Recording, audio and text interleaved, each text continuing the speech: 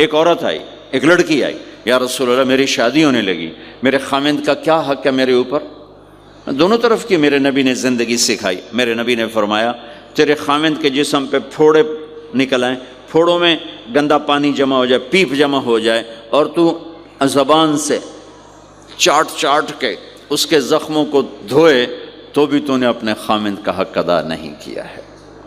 دوسرا، لائف کو بیلنس کیا میرے نبی نے کہ ایک گھر کیسے چلتا ہے اور کس طرح خوبصورت بنتا ہے، وہ میرے نبی کے اخلاق ہیں۔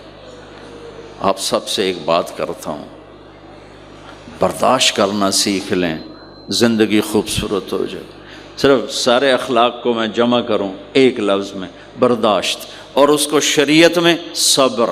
صبر کرنا سیکھ لیں، زندگی خوبصورت ہو جائے گی۔ بچیاں ساس کی شکایت کر رہی ہوتی ہیں، کبھی خامند کی شکایت کر رہی ہوتی ہیں، کبھی اولاد ماں باپ کی شکایت کر رہی ہوتی ہے، کبھی اولاد ماں باپ کی شکایت کر رہے ہوتے ہیں۔ شکایتوں سے جہان بھرا پڑا ہے۔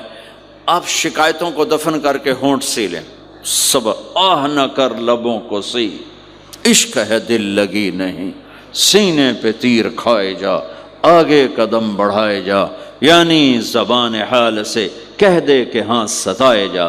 جو ستاتا ہے چپ ہو جاؤ، جو ستاتا ہے چپ ہو جاؤ۔ اللہ کی قسم آپ ایسی طاقت بنو گے کہ پہاڑ بھی راستہ دیں گے۔ سب سے مشکل رشتہ خامند اور بیوی ہے۔ سینکڑوں آیات اس کے لیے اللہ نے اتاری، ماں باپ کے لیے چند آیات، اولاد کے لیے چند آیات، بہن بھائیوں کے لیے چند آیات، خامند اور بیوی کے لیے قرآن پڑا ہے، پوری سورت اتاری ہے اور سینکڑوں آیات اتاری۔ چونکہ ایک اس رشتے کی اہمیت، ایک اس کی نزاکت اور کمزوری کہ کوئی رشتہ ٹوٹتا نہیں سوائے خامد اور بیوی کے۔ میں ماں کا بیٹا ہوں، باپ کا بیٹا ہوں، اچھا ہوں یا برا ہوں، انہی کا ہوں۔ میرا نسب میری نافرمانی سے بدل نہیں سکتا۔ میں اللہ بخش کا بیٹا ہوں، میرا یہ نسب بدل نہیں سکتا، اچھا ہوں یا برا ہوں۔ اللہ ان کی قبر روشن کرے۔ خامد اور بیوی کا رشتہ ایک بول پہ ٹوٹ جاتا ہے، ایک بول پہ ٹوٹ جاتا ہے۔ اس لیے اس کو بچانے کے لیے آیات آیات آیات، اور میرے نبی کی شادیاں کہ کس طرح ایک گھر کو لے کے چلتے ہیں، کس طرح ہر مزاج کی عورت کے ساتھ سلوک کرتے ہیں۔ جہاد کا سفر، کاروباری سفر نہیں، میرے نبی کا، اور چلنے لگے، اعلان ہوا کوچ کرو، سب نے سواریاں کس لیں، سامان کس لیا، یوں چلنے کا حکم ہو رہا ہے۔ اور حضرت عائشہ رضی اللہ نے اپنا یوں دیکھا، اونٹنی پہ بیٹھ گئی تھیں، ہار کوئی نہیں۔ یا رسول اللہ میرا تو ہار کوئی نہیں، میرا ہار گم ہو گیا ہے، میرا ہار تلاش کریں، ہم پھر چلیں گے۔ تو میرے نبی کہتے تو وڈی آئی نواب زادی، میں جہاد تے بہ جانا تینوں ہار دی پائے گی، چل اگو لگ۔ میرے نبی نے کہا چلو بھائی عائشہ کا ہار تلاش کرو۔ اللہ کی قسم میں جب یہ واقعات پڑھتا ہوں یا سناتا ہوں، میں خود حیرت میں ڈوبا ہوتا ہوں کہ کیا کر دیا میرے نبی نے۔ جہاد کا سفر، اور میرے نبی کا ہار تلاش کرو بھائی، اب سارے ہار تلاش کر رہے ہیں۔ اس دن چھپ گیا، ہار کی تلاش تو بند ہو گئی اور سفر بھی بند، چونکہ اندھیرے میں کہاں جائیں گے۔ اور آپ کے ماتھے پہ شکن، عائشہ تیری وجہ سے ساری مصیبت ہے، اللہ دے بندی تو ہار دے مگر پہ گئی، کیڑی گل ہے ہار دی، ایک لفظ نہیں فرمایا۔ سارے قافلے نے قیام کیا۔ عشاء تک تو پانی تھا، وضو کا پانی ختم ہو گیا، عشاء مغرب عشاء پڑی اکٹھی تو پانی ختم ہو گیا۔ اب پانی ختم ہو گیا تو فجر کی نماز آ رہی ہے، پانی کوئی نہیں ہے، تو سارے صحابہ نے ابو بکر پہ چڑھائی کی، اے ویکھے تیری دھی دے مگر ساڑے نال کی بنی، ہن اسی نماز کی میں پڑھنی ہے، پانی تو ہے نہیں تو وضو کی میں کرنا ہے۔ اب ابو بکر کو غصہ چڑھا، ایک دم، وہ تو باپ تھے، وہ گھس گئے خیمے میں۔ آگے دیکھا تو اللہ کے نبی اماں عائشہ کی گود میں سر رکھ کے سوئے ہوئے تھے، اور اماں جی ایسے بیٹھی تھی، آپ کو سارا دیکھ رہی ہوں۔ اب بولیں تو خطرہ ہے آنکھ کھل جائے گی، اور غصہ بھی چڑھا ہوا ہے، باپ بھی ہیں، تو اب مجھے دیکھو کیا کر رہے تھے۔ آپ کی آنکھ کھلی فجر پر، تو عائشہ نے کہا یا رسول اللہ وہ باہر تو بڑا مسئلہ ہو گیا ہے، پانی کوئی نہیں ہے اور نماز کا وقت ہو گیا ہے، وضو کیسے کریں؟ سبحان اللہ، اللہ نے قانون بدل دیا، دنیا میں پہلی دفعہ ہونے لگا ہے۔ 1,24,000 نبی آئے، پانی نہ علی وضو ہو سکتا ہے، اس کے علاوہ نہیں ہو سکتا۔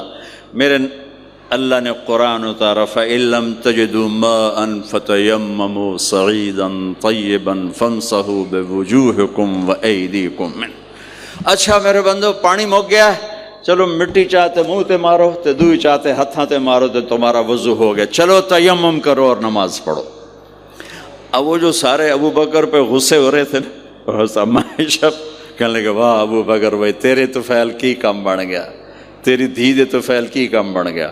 تو اسید بن حزیر پہلے ذرا زیادہ گرم ہوئے تھے، تو وہی ابو بکر تیرے گھر کی یہ پہلی برکت نہیں ہے، پہلے بھی بہت شمار برکتیں تیرے گھر کی طفیل امت کو ملی ہیں۔ تو اللہ نے تیمم کی آیت اتار دی۔ حضرت عائشہ کو ڈانٹ پلانے کی آیت نہیں آئی کہ میرے نبی تیری بیگم کے ہار کی وجہ سے میرے دین کا کام رک گیا اور میرے بندوں کی نماز خراب ہو گئی اور ان کو پانی سے محروم ہونا پڑا۔ میں قربان جاؤں اپنے رب پر، اپنے حبیب پر، اس ماں عائشہ پر۔ دنیا کی واحد عورت ہے جس کے سینے پر سر رکھ کر کسی نبی نے جان دی ہو۔ 1,24,000 نبیوں میں سے کوئی نہیں ہے جس کا سر بیگم کے سینے اور ٹھوڑی کے درمیان ہو اور اس کی جان اللہ نے نکالی ہو۔ واحد میرے آپ کے مات فی سحری و نحری، سحری و نحری، سحری و، کہ میرے چونکہ آپ ایسے بیٹھے تھی اور حبیب پاک آپ کے سینے پر یوں دراز تھے، نیم دراز اس طرح تھا، اور آپ کا سر مبارک ٹھوڑی کے ساتھ لگ رہا تھا، ٹھوڑی کے ساتھ یہ جگہ یہاں لگ رہی تھی اور باقی یہاں تھی، آپ اس طرح۔ اور واحد خاتون ہے جن کا حجرہ کسی نبی کی آرام گاہ بنا، ابدی آرام گاہ بنا۔ واحد اما عائشہ ہیں جن کے حجرے کو اللہ نے کسی نبی کے آرام گاہ بنایا۔ اور یہ واحد حجرہ ہے جہاں 70,000 فرشتہ صبح آ کے درود و سلام پڑھتا ہے اور شام تک پڑھتا ہے، اور شام کو 70,000 نیا آتا ہے اور صبح تک درود و سلام پڑھتا ہے اور واپس چلا جاتا ہے۔ کائنات اللہ جب مسلمان دنیا سے مٹ جائیں گے، مسجد نبوی مٹ جائے گی، بیت اللہ مٹ جائے گا، مدینے کی ایک اینٹ باقی نہیں بچے گی، مکہ کتنے بڑی بڑی بلڈنگیں، ایک اینٹ باقی نہیں بچے گی، اور وہاں سے گزرتے ہوئے لوگ کہیں گے لگتا ہے اتھے کدی آبادی ہوئے گی، ایتھے لگتا ہے کدی آبادی ہوئے گی۔ یہ زبانوں پہ ہوگا جب سارے نشان مٹ جائیں گے، اس وقت بھی 70,000 فرشتہ آ کے درود و سلام صبح سے شام تک پڑھے گا اور شام سے صبح تک پڑھے گا۔ یہ واحد میں خاتون ہیں عائشہ بنت ابی بکر جن کو اللہ نے یہ عزت بخشی، اور یہ واحد خاتون ہیں جب ان کے اوپر تہمت لگی، حضرت یوسف علیہ السلام پہ تہمت لگی تو بچے نے گواہی دی، حضرت مریم پہ تہمت لگی بیٹے نے گواہی دی، اور اما عائشہ پہ تہمت لگی تو اللہ نے گواہی دی کہ میں گواہ ہوں، اللہ گواہ بن کے آئے ہیں۔ تو اللہ نے کہا تیمم کرو بھائی، سارے خوش ہو گئے، سارے خوش ہو گئے۔ تو حضرت عائشہ نے کہا یا رسول اللہ اب میرا ہار چھوڑ دیں، اب چلیں۔ تب آپ نے کہا چلو بھائی کوچ کرو۔ اس سے زیادہ کوئی دلداری کا واقعہ پیش کر سکتا ہے؟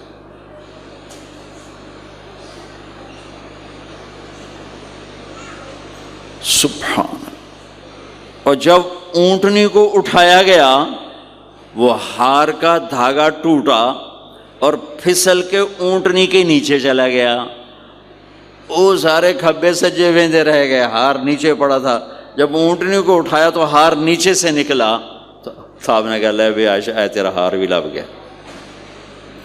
یہ دلداری ہے میرے نبی کی، یہ ہمیں سکھایا۔ کہیں عورتوں کی بدتمیزی بھی انتہا کو پہنچی ہوتی ہے، اور وہ اپنے گھر اجاڑ دیتی ہیں اپنی زبان کی شدت کی وجہ سے، اپنی بد اخلاقی کی وجہ سے۔ لیکن کوئی زیادہ معاملہ مردوں کی طرف سے خراب ہوتا ہے تو شریعت نے بھی اس کو زیادہ بیان کیا، اور میرے نبی نے بھی اس کو اجاگر کیا۔ اور میرے نبی کی آخری تقریر، آخری خطبہ حجۃ الوداع کا صرف ایک رشتے کو بیان کیا، صرف ایک رشتے کو بیان۔